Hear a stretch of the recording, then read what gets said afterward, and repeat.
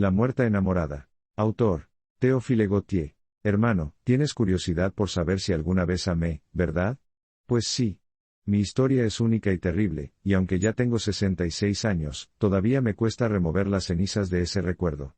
Pero te lo contaré todo. De todas formas, nunca le haría un relato como este a alguien con menos cancha que tú. Son sucesos tan extraños que casi me da cosa creer que me hayan pasado de verdad. El tema es que estuve, por algo más de 3 años, a merced de una ilusión tan rara como diabólica. Yo, un pobre cura de pueblo, llevaba todas las noches una doble vida en mis sueños, ojalá solo haya sido un sueño. Una vida de juerga, de pecados, una vida de magnate derrochador. Me bastó echarle un vistazo, quizás con un poco de gusto, a una mujer para casi mandar mi alma al diablo. Pero, por suerte, al final, con la ayuda de Dios y de mi santo patrón, logré deshacerme de ese espíritu maligno que me tenía agarrado. Mi vida, en un momento, se había recontra complicado con una vida nocturna paralela y totalmente opuesta a la otra. De día, era un cura casto, full concentrado en rezos y cosas santas, pero de noche, apenas cerraba los ojos, me transformaba en un jovencito elegante, experto en mujeres, perros y caballos, apostador, bebedor, mal hablado. Y cuando me despertaba al amanecer, la impresión que tenía era más bien la de que recién me iba a dormir, y que el cura era solo un sueño. De esa vida de sonámbulo me ha quedado el recuerdo, lamentablemente imborrable, de palabras y cosas que nunca debí haber visto. Y aunque jamás salí de los muros de mi parroquia, si me escuchas hablar, dirías que soy un tipo con mucha calle, que después de haberle sacado el jugo a todos los placeres del mundo, se acercó a la religión para terminar su día, demasiado movido, en los brazos de Dios. No parezco el humilde seminarista que fui, que envejeció en una parroquia perdida de la mano de Dios en el fondo de un bosque, donde nunca tuve chance de conectar con las cosas modernas. Sí, amé como quizás nadie en el mundo amó jamás, con un amor furioso, tan intenso, que me sorprende que mi corazón no haya reventado con tanta tensión. Uf. ¡Qué noches, Dios mío! Sentí la vocación de ser sacerdote desde que era chiquito, así que todos mis estudios fueron orientados a ese objetivo. Mi vida, hasta los 24 años, fue un largo entrenamiento. Terminé los estudios de teología y pasé todos los grados menores. Mis superiores me consideraron digno, a pesar de mi poca edad, de cruzar el último y más temible umbral. Quedó fijo que me ordenarían sacerdote durante la semana de Pascua. Hasta ese momento, nunca había salido del colegio y el seminario. Sabía más o menos que existía algo llamado mujer, pero nunca me clavé con el tema. Era completamente inocente. Solo veía a mi madre, anciana y enferma, 2 veces al año, y esa era toda mi conexión con el exterior. No me arrepentía de nada, y no sentía la menor duda ante el compromiso que no se puede echar atrás que estaba a punto de tomar. Estaba re contento y ansioso. Creo que ninguna novia contó las horas antes de la boda con un ardor más loco que yo. No podía ni dormir, emocionado con la idea de poder decir misa. Ser sacerdote. No imaginaba nada más grosso en el mundo. Hubiera rechazado ser rey o poeta. Mis ambiciones llegaban hasta ahí. Te cuento esto para que veas cómo lo que me pasó después no tenía sentido, porque fui víctima de una fascinación inexplicable. Llegado el gran día, fui hacia la iglesia con un paso tan ligero que me parecía tener alas en la espalda. Me creía un ángel, y me extrañaba la cara de preocupación de mis compañeros, porque éramos varios los que íbamos a recibir las órdenes. Había pasado la noche rezando, y estaba en un estado de pura euforia, casi un éxtasis. El obispo, un anciano venerable, me parecía Dios contemplando su propia eternidad, y a través de las bóvedas del templo veía el cielo. Tú, hermano, conoces todos los detalles de la ceremonia: bendición, comunión, unción de las palmas de las manos con el aceite de los catecúmenos, para terminar con el santo sacrificio, que se ofrece al mismo tiempo que el obispo. No me detendré en eso. ¿Qué razón tenía Job? Qué imprudente es no hacer un trato antes con los propios ojos. Por casualidad, levanté la cabeza de repente y, de golpe, vi frente a mí, tan cerca que la hubiera podido tocar, aunque, en realidad, estaba más bien lejos, a una chica de belleza increíble, vestida como una reina. Fue como si me cayera la venda de los ojos. Experimenté la sensación de un ciego que recupera la vista de pronto.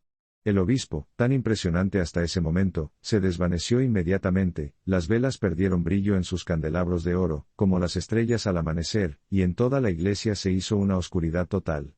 La mina hipnotizante se destacaba de ese escenario de sombra como una revelación divina. Parecía que se iluminaba sola, que ella misma era una fuente de luz. Bajé los párpados, decidido a no levantarlos nunca más, para evitar cualquier tentación de afuera, porque, de verdad, me sentía cada vez más despistado, y sabía cada vez menos lo que debía hacer. Un minuto después, volví a abrir los ojos, porque, aun a través de las pestañas, la veía brillar en una penumbra púrpura, como si estuviera mirando el sol. Dios mío, qué hermosa era.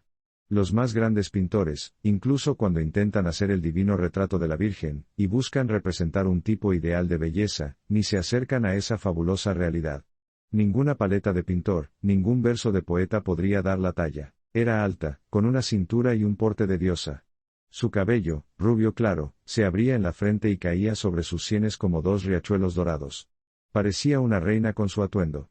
La frente, de una blancura azulada y transparente, se abría despejada y tranquila sobre los arcos de sus oscuras pestañas, una singularidad que contrastaba con las pupilas de un verde mar que tenían una vivacidad y un brillo insoportables. ¡Qué ojos! Con un solo chispazo definían el destino de cualquier hombre. Tenían una vida, una transparencia, un ardor, una humedad brillante que jamás había visto en ojos humanos, disparaban rayos como flechas directas a mi corazón. Todavía no sé si la llama que los iluminaba venía del cielo o del infierno, pero, seguro, venía de uno o del otro. Esta mujer era un ángel o un demonio, quizás ambas cosas, no era una más del montón. Sus dientes eran perlas orientales que iluminaban su sonrisa roja, y con cada mueca de su boca se formaban pequeños hoyuelos en el satén rosado de sus adorables mejillas. Su nariz era de una finura y de una elegancia majestuosa, revelando un origen indudablemente noble. Sobre la piel radiante de sus hombros medio desnudos jugaban preciosas ágatas y unas perlas rubias, del mismo color de su cuello, que caían sobre su pecho. De vez en cuando levantaba la cabeza con un movimiento serpentino de culebra o de pavo real que hacía estremecer el cuello de encaje bordado, que la rodeaba como una malla plateada. Vestía un traje de terciopelo aperlado, de cuyas anchas mangas de armiño salían unas manos aristocráticas, increíblemente delicadas. Sus dedos largos y torneados eran de una transparencia tan perfecta que dejaban pasar la luz como el amanecer se filtra en el horizonte nocturno. Tengo esos detalles tan presentes como si hubieran pasado ayer, y aunque estaba totalmente confundido, nada escapó a mis ojos, ni siquiera el detalle más pequeño, el lunar en la barbilla, el casi imperceptible vello en las comisuras de los labios, el terciopelo de su frente, la sombra temblorosa de las pestañas sobre las mejillas. Capta el detalle más ligero con una claridad sorprendente. Mientras la observaba, sentía que se abrían en mí puertas de las que hasta entonces ni siquiera sospechaba la existencia, y la vida se me revelaba bajo una luz diferente. Era como si naciera a una nueva existencia, a otro chip mental. Una ansiedad aterradora me oprimía el corazón, y cada minuto que pasaba me parecía al mismo tiempo un segundo y un siglo. La ceremonia, como sea, seguía, y me llevaba cada vez más lejos de aquel mundo, cuya entrada asaltaban furiosamente mis deseos recién nacidos. No obstante, en el momento fatal dije sí. Hubiera querido decir no, todo en mí se rebelaba y protestaba contra la violencia que mi lengua le estaba haciendo a mi alma, una fuerza oculta me arrancaba las palabras de la garganta, sin quererlo. Algo así debe pasarle a las muchas chicas que van al altar con la firme decisión de rechazar al esposo obligado e impuesto a la fuerza. Llegado el momento, ninguna cumple su propósito. Algo así debe pasarles a todas las pobres novicias que terminan tomando el velo, aun cuando estuvieran muy decididas a hacerlo trizas en el momento de los votos. No te atreves a armar un escándalo así delante de todos, ni a decepcionar la expectativa de tantas buenas personas. Se nota, concentrada en tu respuesta, toda la voluntad de cada uno de los presentes, sus miradas fijas pesan como una losa de plomo.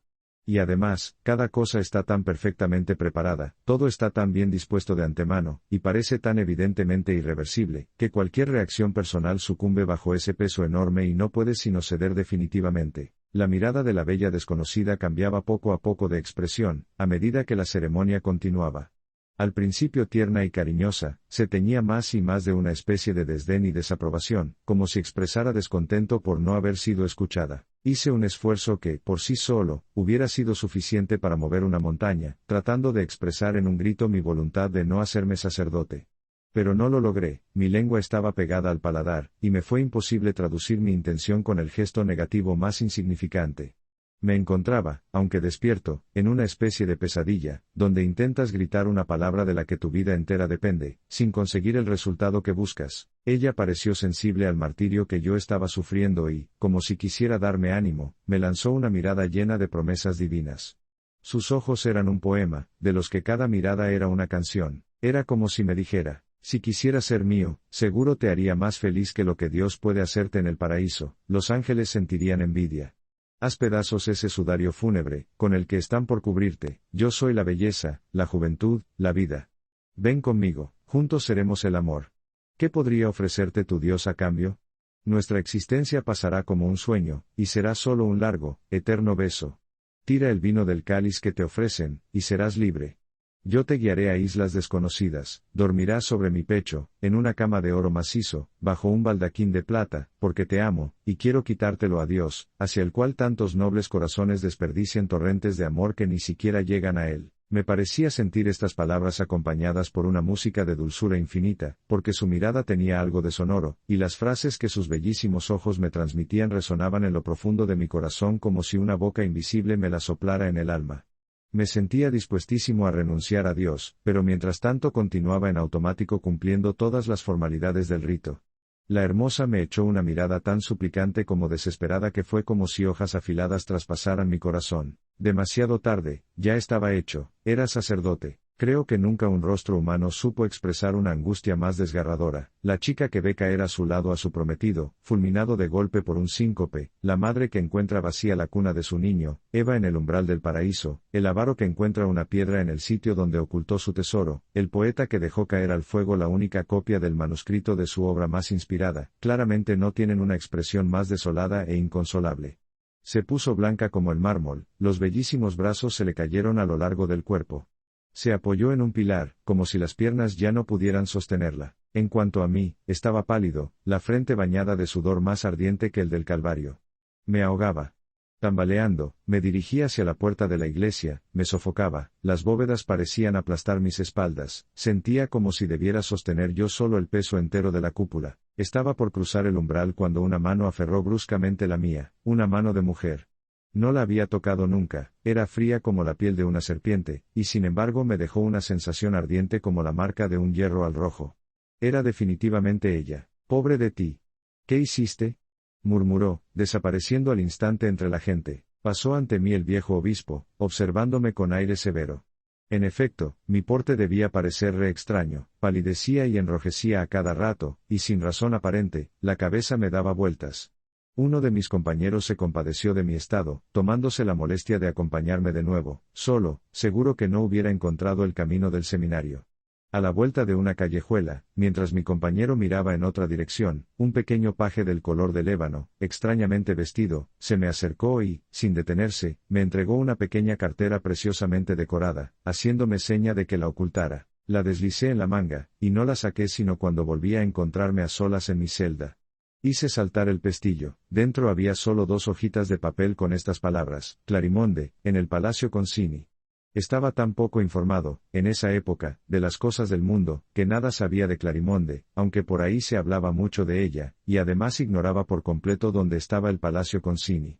Hice 1000 conjeturas, una más disparatada que la otra, pero, en verdad, lo que me importaba era lograr volver a verla, y le daba muy poca importancia a lo que ella fuera, gran dama o prostituta de lujo. Aquel amor recién nacido se había clavado de manera indestructible, y ni siquiera pensé en la posibilidad de sacármelo. Esa mujer me dominaba ahora completamente, con una sola mirada había hecho de mí otro hombre, me había mostrado su poder sobre mí, y ya no existía sino en ella y para ella. Me dominaba la locura, besaba mi mano en el sitio en que ella la había rozado, repetía su nombre por horas. No tenía más que cerrar los ojos para verla tan claramente como si en realidad estuviera presente, y me repetía sin parar las palabras que ella pronunció en la puerta de la iglesia: Pobre de ti, ¿qué hiciste? Me daba cuenta del horror de mi situación, y todos los aspectos más tristes de mi estado se me descubrían con nitidez. Ser cura significaba permanecer casto, no hacer el amor, no preocuparse nunca del sexo ni de la edad, apartar los ojos de toda belleza, comportarse como un ciego, arrastrarse siempre en la sombra gélida de un claustro o de una iglesia, no tener contactos sino con moribundos, velar cadáveres de desconocidos, y llevar siempre luto con esa sotana negra que, sin ningún cambio, podría servir muy bien además como sudario para envolverse en el ataúd. Sentía mi vida como un lago interior que crece y se desborda, mi sangre latía a 1000 en las arterias con violencia y mi juventud, largo tiempo ahogada, brotaba de golpe en un estallido irrefrenable cual el aloe que tarda un siglo en florecer, y se abre con la violencia de un trueno. ¿Cómo hacer para ver nuevamente a Clarimonde? No hallaba ningún pretexto para salir del seminario, ya que no tenía amistades en la ciudad. Además, ni siquiera debía quedarme en esos lugares, antes esperaba que me mandaran a una parroquia. Intentaba arrancar las barras de mi ventana, pero estaba a una altura impresionante, y además no tenía una escalera de cuerdas, por consiguiente era inútil pensar en ello.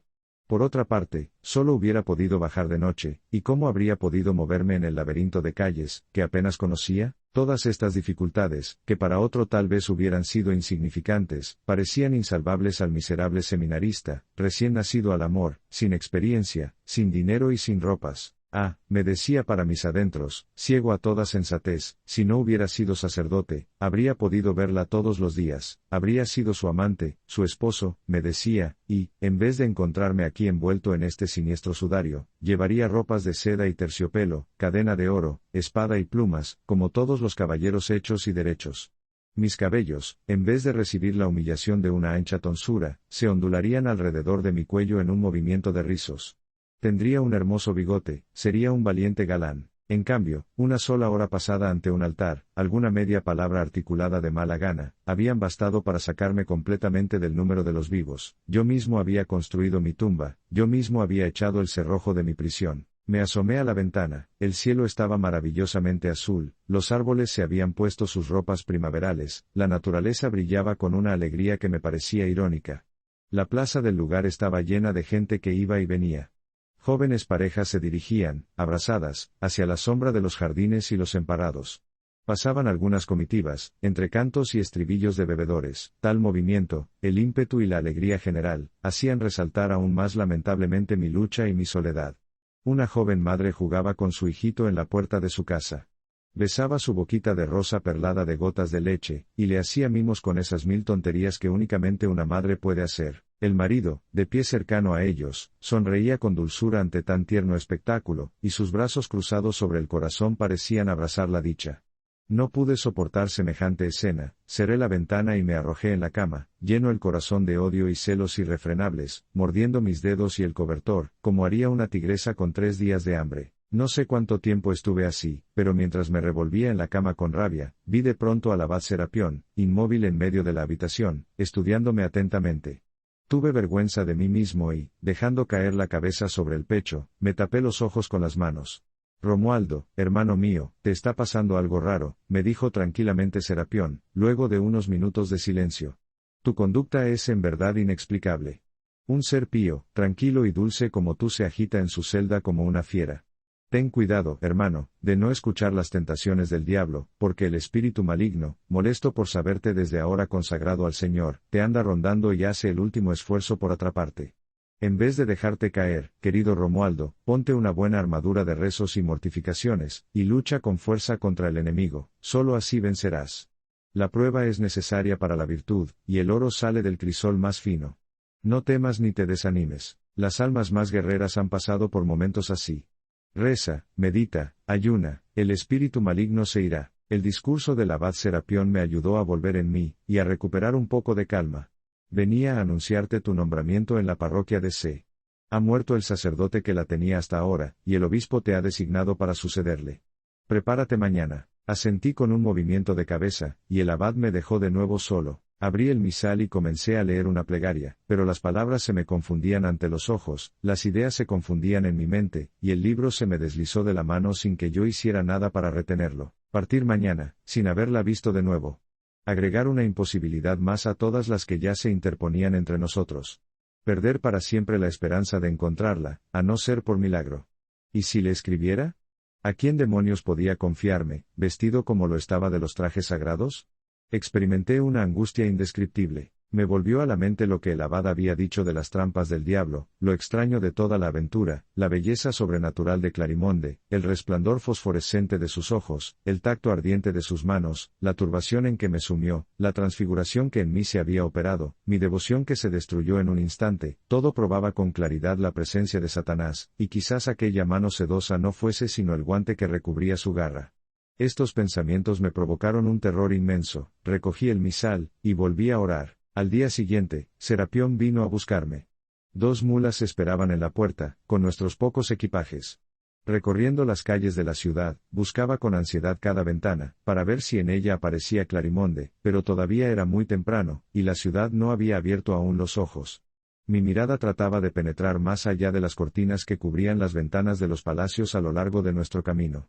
Serapión debía sin duda atribuir este interés mío a la admiración por la elegante arquitectura de aquellos lugares, porque demoraba el paso de su cabalgadura para darme tiempo de ver todas las cosas. Llegamos, al fin, a las puertas de la ciudad, y comenzamos a subir la colina. Desde la cima, me volví una última vez para ver de nuevo los lugares en que vivía Clarimonde. La sombra de una nube cubría toda la ciudad.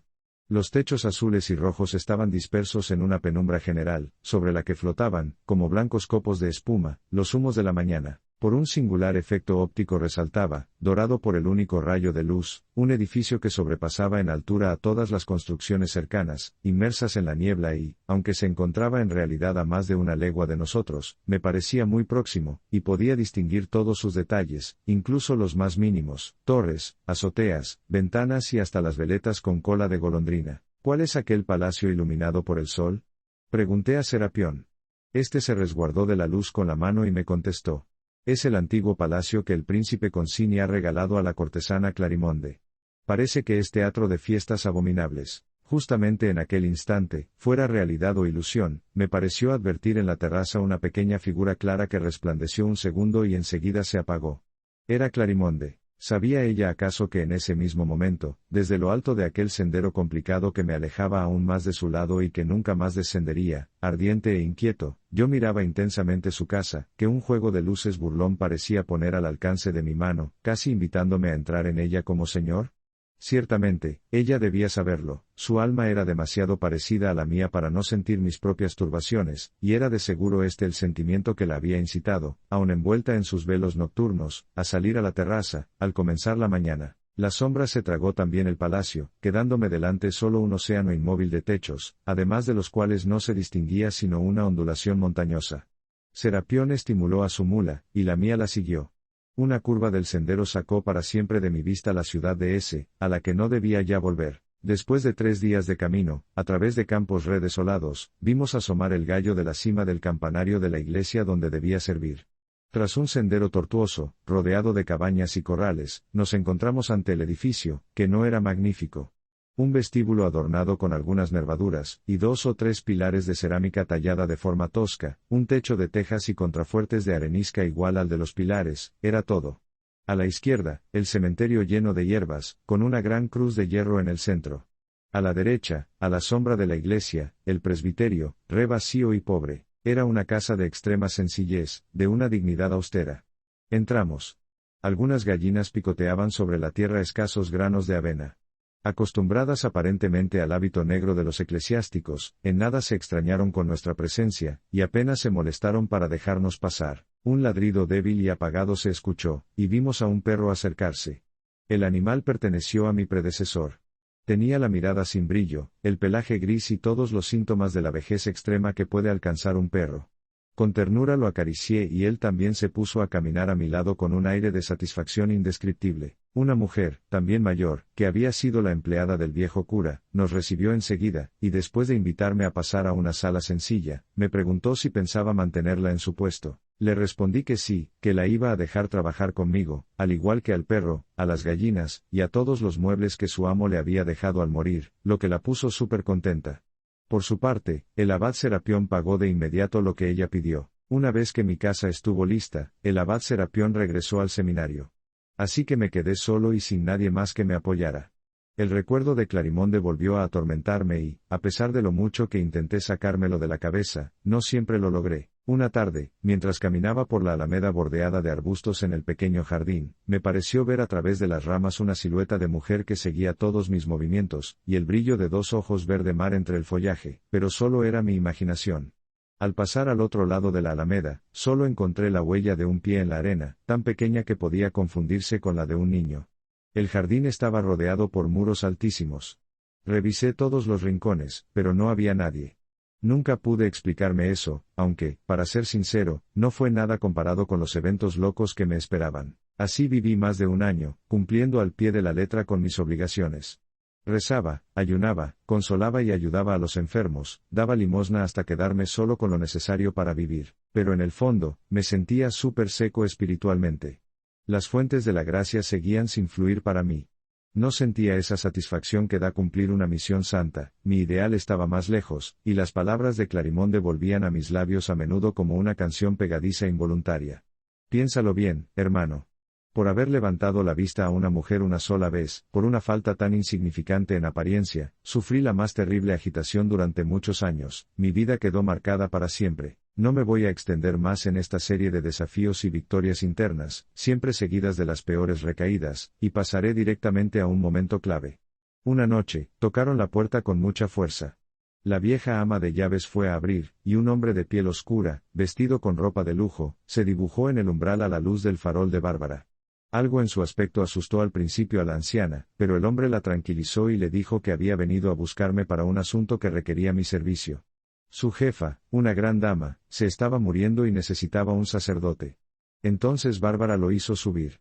Yo ya me iba a acostar, y le respondí que estaba listo para acompañarle. Tomé lo necesario para la extremaunción, y me apuré a seguirle. Delante de la puerta, 2 caballos negros como la noche bufaban impacientes, y un humo suave salía de sus narices. El hombre me ayudó a montar en uno de los 2 caballos, y saltó sobre el otro, apoyando solo una mano en la silla. Apretó las rodillas y soltó las riendas de su caballo, que salió disparado. El mío, cuya rienda también sujetaba él, lo siguió, devorando el camino, y se mantuvo a su lado. Veía la tierra pasar volando bajo nosotros, gris y con surcos, las siluetas oscuras de los árboles huían a los lados como un ejército en retirada. Cruzamos un bosque tan sombrío y helado que me dio un escalofrío de terror supersticioso. Las chispas que las herraduras de nuestros caballos sacaban a las piedras formaban una estela de fuego detrás de nosotros, y si alguien hubiera podido vernos a mi guía, y a mí a esa hora de la noche, nos habría confundido con 2 espectros a caballo de un demonio. Las crines de los 2 caballos se enredaban cada vez más, chorros de sudor corrían sobre sus flancos y jadeaban sin aliento, pero cuando los veía agotarse, el acompañante, para reanimarlos, daba un grito ronco que no tenía nada de humano, y la carrera retomaba aún con más furia. Finalmente, el torbellino se detuvo, una sombra negra salpicada de luces apareció de repente frente a nosotros. El paso de nuestros caballos resonó más fuerte sobre un piso de hierro, y pasamos bajo una siniestra arcada oscura que se abría entre 2 torres inmensas. En el castillo había mucha movida, grupos de sirvientes, antorcha en mano, cruzaban el patio en todas direcciones, y luces diversas subían y bajaban lentamente. Pude ver confusamente arquitecturas inmensas, arcadas, columnas, rampas, un conjunto de construcciones digno de un palacio real. Un pajecillo negro, el mismo que me dio la notita de Clarimonde y a quien reconocí al instante, me ayudó a bajar de la silla, y un mayordomo, vestido de terciopelo negro con una cadena de oro al cuello, se acercó a mí, apoyándose en un bastón de marfil. Lágrimas gruesas le caían de los ojos sobre la barba blanca. Demasiado tarde, padre, dijo, moviendo la cabeza. Demasiado tarde. Pero si no llegó a tiempo para salvar el alma, venga al menos a velar su cuerpo. Me tomó del brazo y me llevó a la habitación donde estaba la difunta. Yo lloraba tanto como él, porque había adivinado que la muerta no era otra que mi Clarimonde, tan desesperadamente amada. Había un relicario junto a la cama, una llama azulada, que danzaba en una copa de bronce, iluminaba toda la estancia con su luz débil e incierta, y hacía parpadear en las sombras las esquinas de algunos muebles o de una cornisa.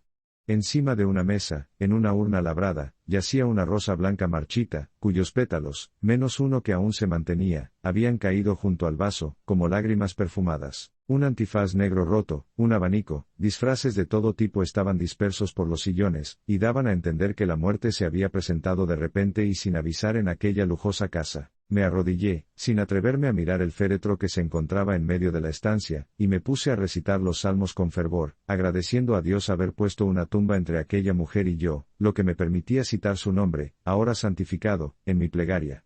Pero poco a poco mi santo fervor disminuyó y comencé a divagar. Aquella habitación no tenía nada de una cámara mortuoria. En lugar del aire fétido y a muerto que siempre respiraba en tales lugares, un suave perfume de esencias orientales, un no sé qué olor afrodisíaco a mujer, flotaba dulcemente en el aire tibio. La pálida luz de la estancia parecía más bien una iluminación planeada a propósito para el placer, que el reflejo pálido que normalmente palpita cerca de un cadáver. Pensaba en la extraña casualidad que me había hecho encontrar de nuevo a Clarimonde justo en el momento en que la perdía para siempre, y un suspiro de pena se escapó de mi pecho. Me pareció sentir también un suspiro a mis espaldas, y me volví instintivamente. Era solo el eco, pero en ese movimiento mis ojos cayeron sobre el féretro que antes había tratado de no mirar. Las telas de damasco purpúreo dejaban ver a la muerta, extendida, con las manos juntas sobre el pecho. Estaba cubierta con una sábana de lino, de una blancura deslumbradora, que resaltaba aún más al lado del color rojo intenso de las telas, y tan sutil que no lograba ocultar nada del atractivo relieve de su cuerpo. Más bien se diría una estatua de alabastro esculpida por un hábil escultor para la tumba de una reina, o mejor, una joven durmiente sobre la que hubiera caído la nieve. No podía controlarme más, aquel ambiente de alcoba me excitaba, el aroma intenso de rosa medio marchita me subía al cerebro, y yo caminaba a pasos largos por toda la estancia, parándome continuamente ante cada columna del lecho para contemplar a la hermosa difunta, bajo la transparencia del sudario. Pensamientos extraños pasaban por mi mente. Me imaginaba que no estaba realmente muerta, y que todo era un plan suyo para atraerme al castillo y hablarme de su amor. Por unos instantes, creí ver que movía su pie bajo la blancura de los velos, alterando los pliegues del sudario. Y luego me dije, ¿será de verdad Clarimonde? ¿Qué prueba tengo de ello? El pajecito negro podría haber cambiado de dueña. Estoy loco por desesperarme así. Pero mi corazón replicaba, es ella, obvio que es ella. Me acerqué al lecho mortuorio, y miré con intensidad aún mayor la causa de mi tortura. ¿Debo confesarlo? La perfección de sus formas, aunque purificadas y santificadas por la sombra de la muerte, me turbaba más de lo que hubiera esperado, y ese reposo era tan parecido a un simple sueño que cualquiera habría podido confundirse. Olvidé que estaba en ese lugar para un servicio fúnebre, y me creí un esposo que por primera vez entra en la cámara de la joven mujer que, tímida, se cubre el rostro.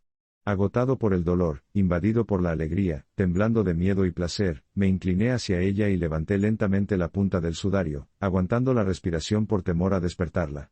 Mis venas latían con una fuerza tal que la sentía zumbar en las sienes, y mi frente estaba sudorosa como si hubiera levantado una lápida de mármol. Era en efecto Clarimonde, como la vi en la iglesia el día en que había sido ordenado sacerdote. Estaba seductora como entonces, y la muerte solo le agregaba un toque extra de encanto.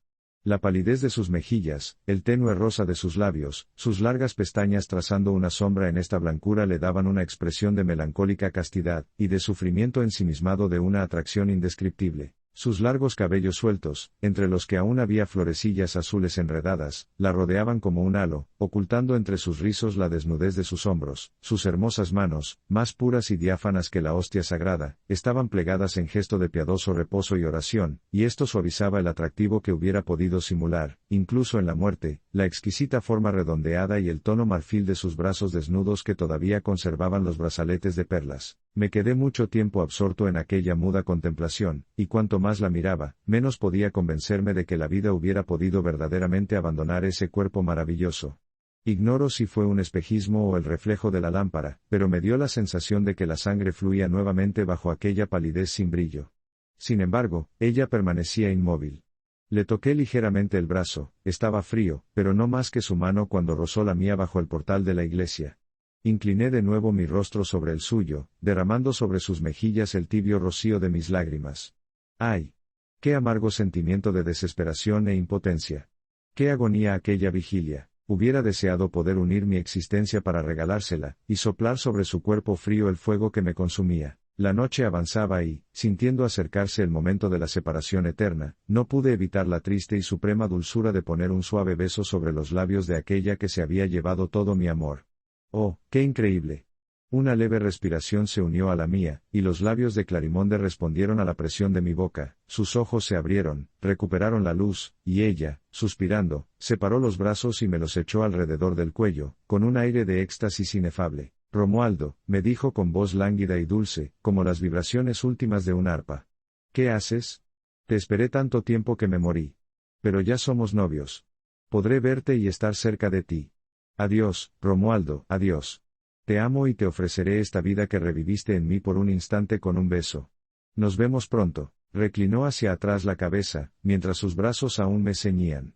Un remolino de viento abrió de golpe la ventana y entró en la estancia. El último pétalo de la rosa blanca tembló como un ala durante unos segundos en el extremo del tallo para soltarse después, y salir volando a través de la ventana abierta, llevándose el alma de Clarimonde.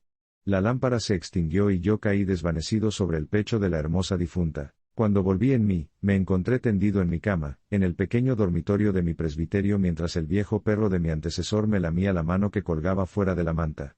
La anciana ama de llaves se movía con apuro en la habitación con agitación propia de la edad, abriendo y cerrando cajones, o mezclando polvos en los vasos. Viéndome abrir los ojos, Bárbara dio un grito de alegría, el perro ladró moviendo el rabo, pero yo estaba tan débil que no pude decir una palabra ni hacer gesto alguno. Supe luego que había permanecido en aquel estado durante 3 días enteros, sin dar otra señal de vida que una respiración casi imperceptible. Esos días no cuentan en mi vida, ignoro dónde estuvo mi espíritu durante ese tiempo, pues no conservo recuerdo alguno.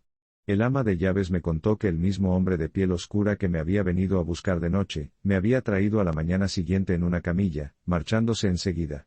Apenas pude ordenar mis ideas, repasé mentalmente todas las circunstancias de aquella noche fatal.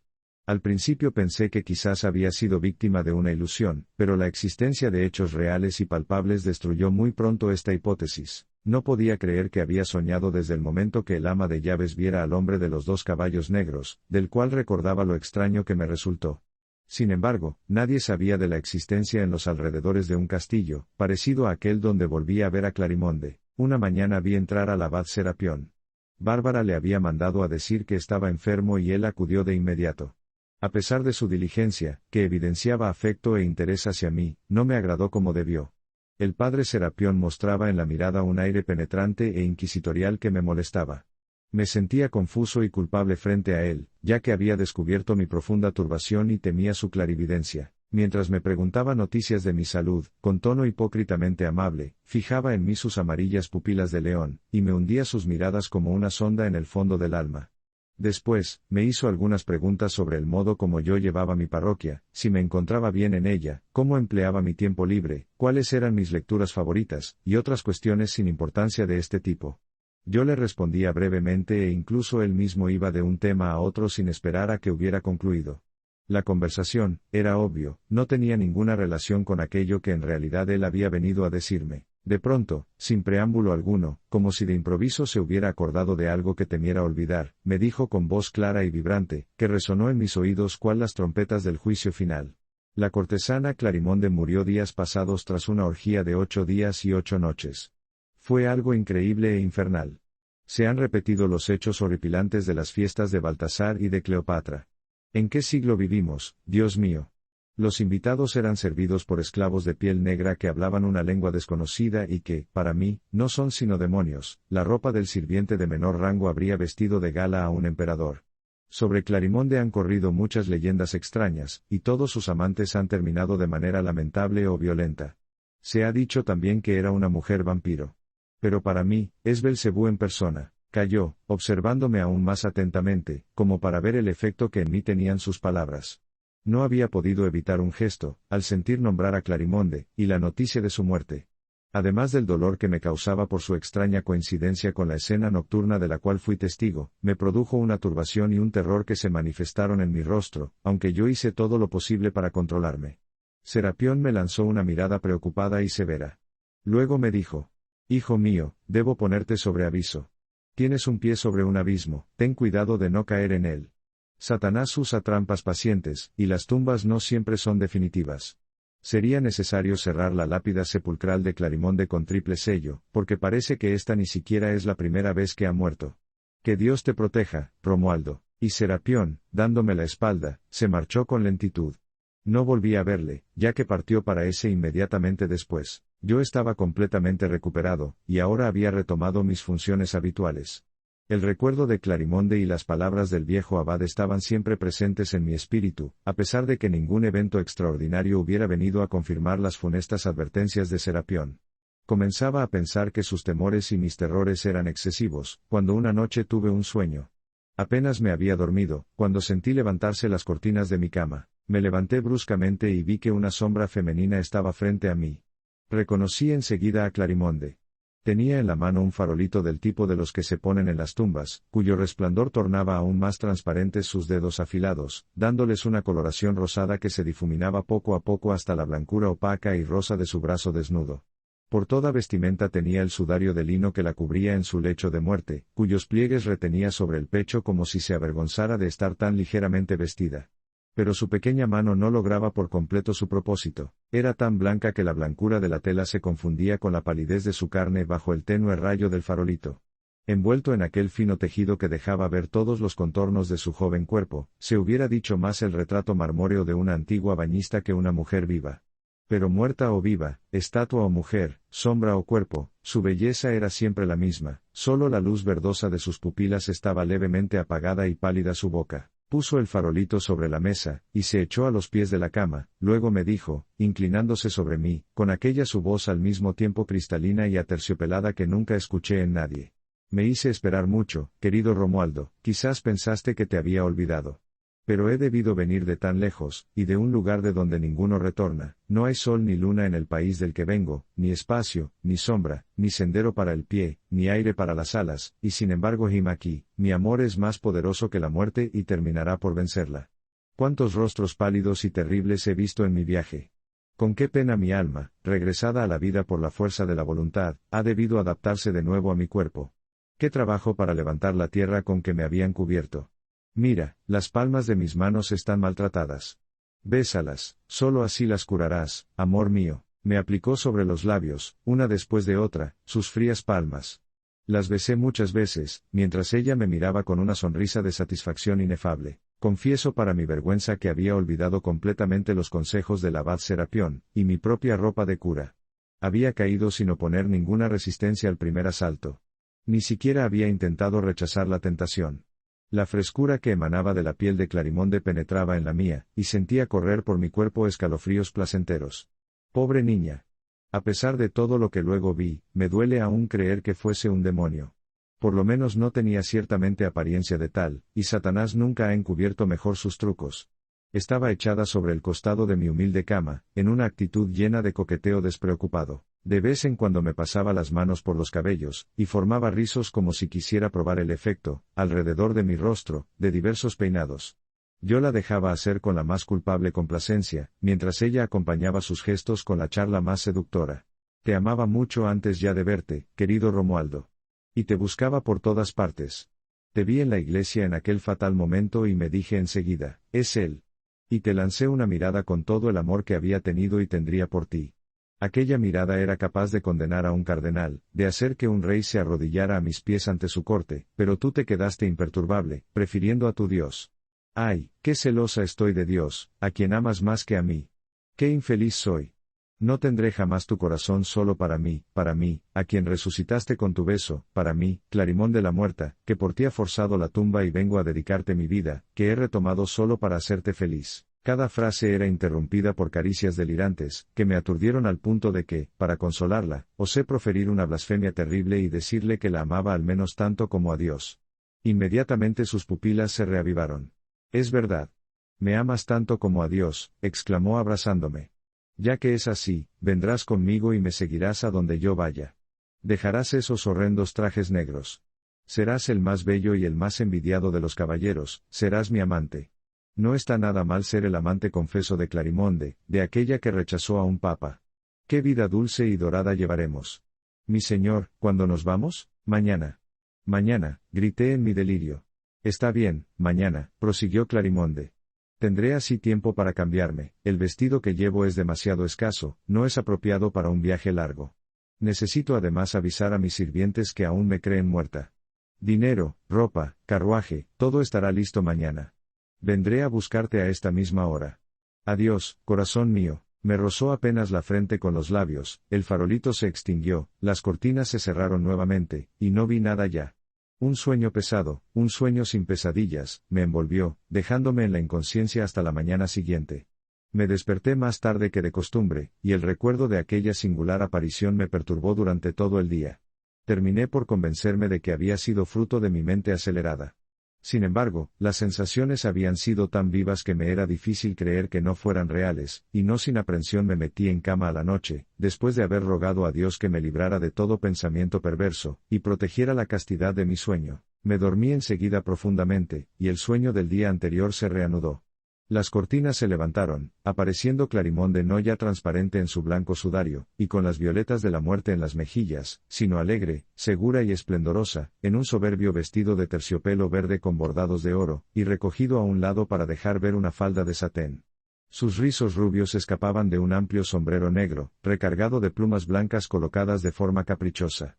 Tenía ella en la mano una pequeña fusta rematada en oro. Me tocó suavemente y me dijo, ¿y qué, lindo durmiente? ¿Así te preparas? Pensaba encontrarte levantado. Apúrate, no hay tiempo que perder. Vístete y vámonos. Salté de la cama. Anda, vístete y vámonos, me dijo señalándome un paquete que traía. Los caballos se aburren y muerden el freno en la entrada. Ya deberíamos estar a 10 leguas de aquí. Me vestí al instante, ella misma me entregaba la ropa, sacándola del paquete que había traído, riendo de mi torpeza, e indicándome su uso correcto, cuando, por la prisa, me equivocaba. Me peinó ella misma, presentándome luego, cuando ya estaba listo, un espejo de bolsillo de cristal de Venecia con filigranas de plata, diciendo, ¿te gusta? ¿Quieres contratarme como tu asistente personal? Yo ya no era el mismo, no me parecía al que era antes más de lo que una estatua recuerda al bloque de piedra informe del cual ha sido sacada. Mi antigua figura no parecía ser sino el torpe boceto de lo que el espejo reflejaba. Era hermoso, y mi vanidad se veía realmente estimulada por esta metamorfosis. Aquellas vestimentas elegantes, aquel rico chaleco todo bordado, hacían de mí un personaje completamente distinto, y me asombró el poder de unos metros de tela cortados con buen gusto. El espíritu de la ropa penetraba en mi piel, y al cabo de 10 minutos había adquirido ya cierto aire engreído. Di algunos pasos de aquí para allá en el cuarto, para adquirir cierta soltura de movimientos. Clarimonde me observaba maternal, satisfecha de su obra. Bueno, ya basta de niñerías, queridísimo Romualdo. Debemos ir lejos, es tiempo de ponerse en camino si queremos llegar. Me tomó de la mano, jalándome con ella. Todas las puertas se abrían ante ella, a su sola aparición, y pasamos junto al perro sin despertarle. En la puerta encontramos a Margaritone, el acompañante que me sirviera de guía la primera vez. Tenía de la rienda a 3 caballos negros, uno para cada uno de nosotros. Esos caballos debían ciertamente haber nacido de yeguas fecundadas por el céfiro, porque corrían más veloces que el viento, y la luna, que se levantaba en el momento de nuestra partida para iluminarnos, rodaba en el cielo como la rueda desprendida de un carro, la veíamos saltar de árbol en árbol y esforzarse para mantenerse detrás de nosotros. Pronto aparecimos en una llanura donde, junto a un bosquecillo, nos esperaba un carruaje con 4 vigorosos caballos. Subimos y el cochero les hizo galopar de una manera descabellada. Mi brazo rodeaba la cintura de Clarimonde, y estrechaba una de sus manos mientras ella descansaba su cabeza en mi hombro, y podía sentir el roce de su cuello semidesnudo en mi brazo. Jamás había sido tan feliz. Lo olvidé todo y no recordaba mejor el hecho de haber sido sacerdote que lo que sentí en el vientre de mi madre, tan fuerte era la seducción que el espíritu maligno ejercía en mí. Desde aquella noche en adelante mi naturaleza, en cierto sentido, se duplicó. Había en mí 2 hombres, uno de los cuales no conocía al otro. A veces me creía un sacerdote que todas las noches pensaba ser un joven señor, otras veces un joven señor que soñaba ser un sacerdote. Ya no lograba distinguir el sueño de la vigilia, y no sabía dónde comenzaba la realidad y dónde concluía la ilusión. El joven señor superficial y libertino se burlaba del sacerdote, el sacerdote detestaba las acciones inmorales del joven señor. 2 espirales encajadas una en la otra, sin jamás tocarse no obstante, representarían bien la imagen de aquella vida doble que fue la mía. A pesar de lo extraño de esta situación, no creo, sin embargo, haber estado al borde de la locura, ni siquiera un instante. Siempre conservé bien precisa la percepción de mis 2 existencias. Solo había un hecho absurdo que no lograba explicarme, es decir, el sentimiento de un mismo yo que podía subsistir en 2 hombres tan diferentes.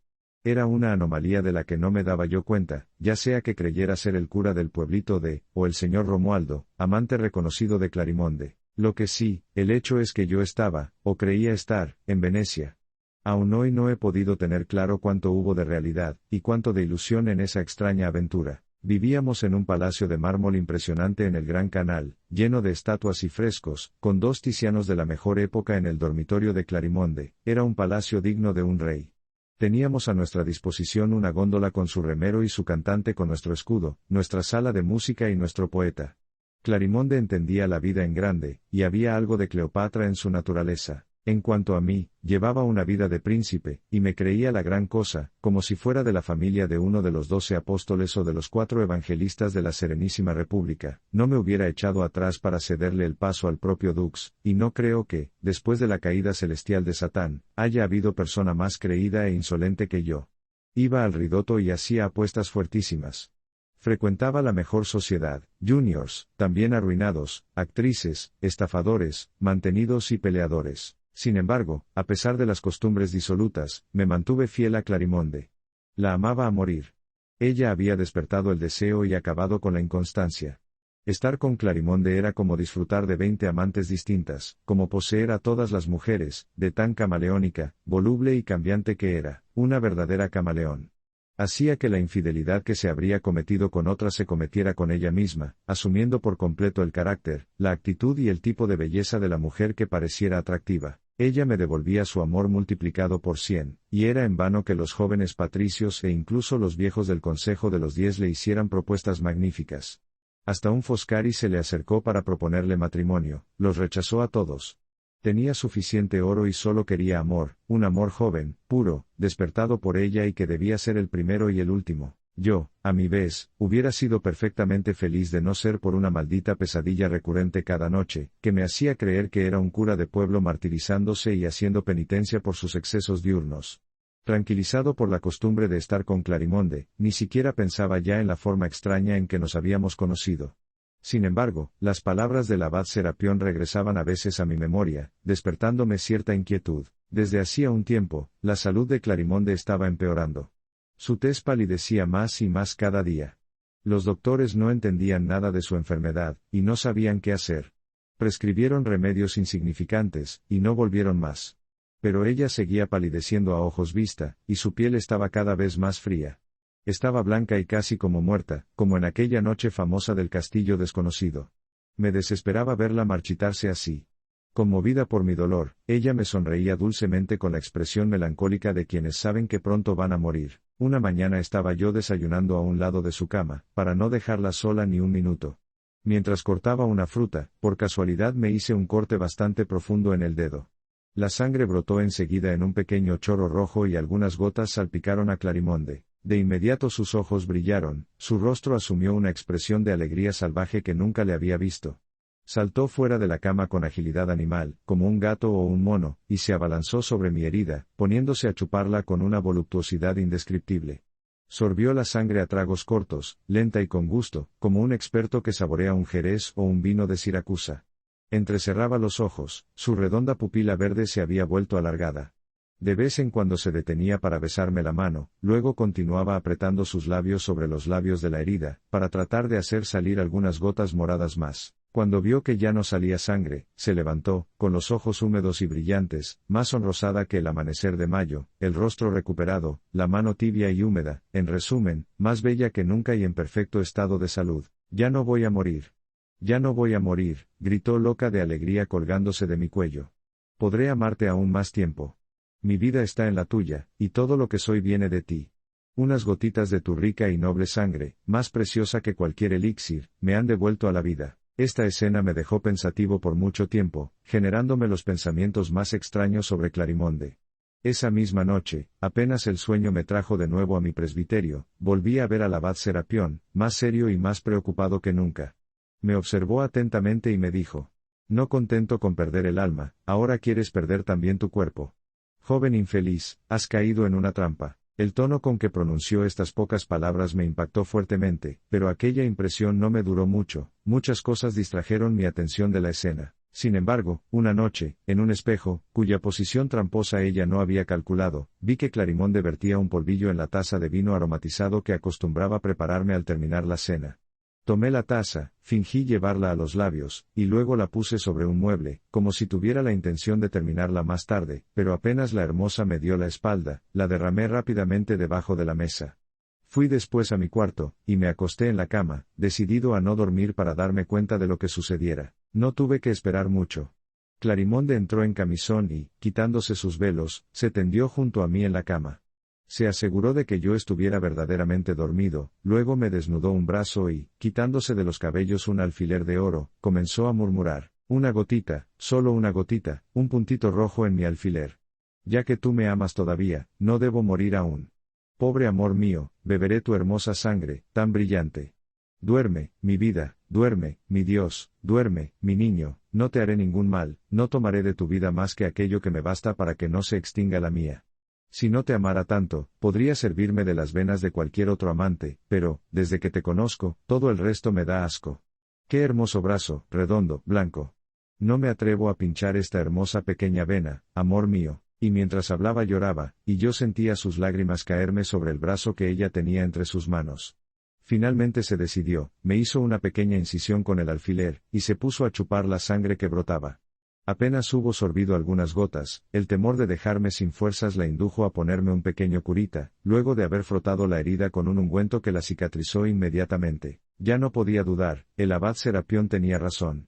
Sin embargo, a pesar de la certeza, no podía impedirme amar a Clarimonde, y le hubiera dado con gusto toda la sangre que necesitaba para prolongar su existencia artificial. Por otra parte, ni siquiera sentía gran temor. La mujer frenaba a la vampira, y lo que había visto y escuchado, lo demostraba por completo. Tenía, además, venas abundantes que no podían agotarse tan pronto, y no estaba dispuesto a regatear mi vida gota a gota. Hasta me hubiera abierto por mí mismo las venas, diciéndole: bebe, y que mi amor se meta en tu cuerpo con mi sangre. Evitaba mencionar el narcótico y la escena del alfiler, y nuestra unión se mantenía perfecta. Solo mis dudas de sacerdote continuaban atormentándome como nunca, y no sabía qué nuevas torturas inventar para dominar y mortificar mi carne. Aunque todas estas visiones pudieran ser involuntarias, y yo no fuera culpable de ellas, no me atrevía a tocar a Cristo con las manos tan impuras, y con un espíritu impregnado de semejante libertinaje, real o producto del sueño. Para evitar caer en poder de aquellas penosas alucinaciones, me obligaba a no dormir, teniendo mis párpados abiertos con los dedos, y permanecía de pie, apoyado en las paredes, luchando con todas mis fuerzas contra el sueño. Pero la sensación de somnolencia me irritaba los ojos muy pronto y, viendo inútil toda lucha, dejaba caer los brazos con desánimo y cansancio, y de nuevo la corriente me arrastraba hacia aquellas tramposas orillas. Serapión me dirigía las exhortaciones más enérgicas, y me reprochaba mi debilidad y escaso fervor. Un día que estaba más inquieto que de costumbre, me dijo: para librarte de esta obsesión solo hay un remedio, y, aunque sea extremo, conviene adoptarlo. Sé dónde ha sido sepultada Clarimonde. Es necesario desenterrarla, y que veas en cuál estado lamentable se encuentra el objeto de tu amor insano. Ya no te sentirás tentado de perder el alma por un ser inmundo, devorado por los gusanos, a punto de deshacerse en polvo. Seguro que te recuperas después de esta experiencia. Estaba tan agotado por aquella doble vida que accedí. Quería saber de una vez por todas quién, entre el sacerdote y el joven señor, era víctima de una ilusión. Estaba decidido a matar en favor de uno o del otro, a uno de los dos hombres que vivían en mí, o también a aniquilar a ambos, porque semejante vida no podía durar. El abad Serapión se proveyó de una azada, una palanca y una linterna, y a medianoche fuimos al cementerio de cuya disposición conocía de memoria. Después de iluminar varias lápidas con la linterna, llegamos finalmente a una piedra semioculta por las hierbas, y devorada por el musgo y las plantas parásitas, sobre la cual desciframos el comienzo de una inscripción. Aquí yace Clarimonde que fue, mientras vivió, la más bella del mundo. Es justamente aquí, dijo Serapión, y poniendo en tierra la linterna, introdujo la palanca en la grieta de la piedra, y comenzó a levantarla. La piedra cedió, y él comenzó a trabajar con la azada. Le miraba a ser, más sombrío y silencioso que la noche. En cuanto a él, doblado sobre su macabra tarea, estaba bañado en sudor, jadeaba, y su respiración apurada parecía el estertor de un moribundo. Era un espectáculo extraño, y quien nos hubiera visto, nos tomaría por profanadores o ladrones de sudarios, antes que por dos sacerdotes. El celo de Serapión tenía algo de duro y salvaje que lo hacía más semejante a un demonio que a un apóstol o a un ángel, y su rostro de grandes rasgos austeros, profundamente marcados por el reflejo de la linterna, no tenía nada de tranquilizador. Sentía un sudor helado correrme por los miembros, los cabellos se erizaban en mi cabeza, en lo íntimo de mí mismo veía el acto del austero Serapión como un abominable sacrilegio, y hubiera querido que de las nubes oscuras que rondaban pesadamente sobre nosotros surgiera un triángulo de fuego que lo redujera a polvo. Los búhos, encaramados en los cipreses, inquietados por el resplandor de la linterna, venían a batir pesadamente contra el vidrio sus alas polvorientas, emitiendo penosos gemidos. Los lobos aullaban a lo lejos, y mil ruidos siniestros rasgaban el silencio. Finalmente, la azada de Serapión golpeó el ataúd, y se escucharon resonar sus tablas con un ruido seco y sonoro, ese espantoso ruido sordo que sale de la nada cuando se la roza. Serapión abrió la tapa, y vi a Clarimonde, blanca como el mármol, juntas las manos. El albo sudario la envolvía como única ropa. Una pequeña gota roja parecía una rosa en la comisura de su pálida boca. Serapión, al verla, se enfureció. Aquí estás, demonio, cortesana desvergonzada, bebedora de sangre y de oro. Roció con agua bendita el cuerpo y el ataúd, y con el hisopo trazó una señal de la cruz. La pobre Clarimonde, apenas salpicada por el santo rocío, se deshizo en polvo. No quedó más que una mezcla informe de cenizas y huesos medio calcinados. Mire a su amante, señor Romualdo, dijo el inexorable presbítero mostrándome esos tristes restos, ¿aún estaría tentado en dar un paseo por el Lido y Fusine con semejante belleza? Bajé la cabeza. Una gran destrucción se hizo en mi interior. Volví a mi presbiterio, y el señor Romualdo, amante de Clarimonde, se apartó del pobre sacerdote, con quien durante tanto tiempo había tenido una tan singular compañía. Solo la noche siguiente vi a Clarimonde, quien me dijo como la primera vez en el portal de la iglesia, ¿qué hiciste? ¿Por qué escuchaste a ese sacerdote tonto? ¿No eras acaso feliz conmigo? ¿Qué daño te había hecho para darte el derecho de violar mi tumba, poniendo al desnudo las miserias de mi nada? Toda comunicación entre nuestras almas y nuestros cuerpos está rota para siempre. Adiós. No me olvidarás. Se deshizo en el aire como niebla, y no la volví a ver nunca más. Por desgracia, dijo la verdad. La he llorado más de una vez, y la lloro todavía. He ganado la paz del alma a un precio carísimo. El amor de Dios no fue luego suficiente para reemplazar al suyo. Esta es, hermano, la historia de mi juventud. No mires jamás a una mujer, y camina con los ojos bajos, porque, por casto y tranquilo que seas, basta un minuto para perder la eternidad.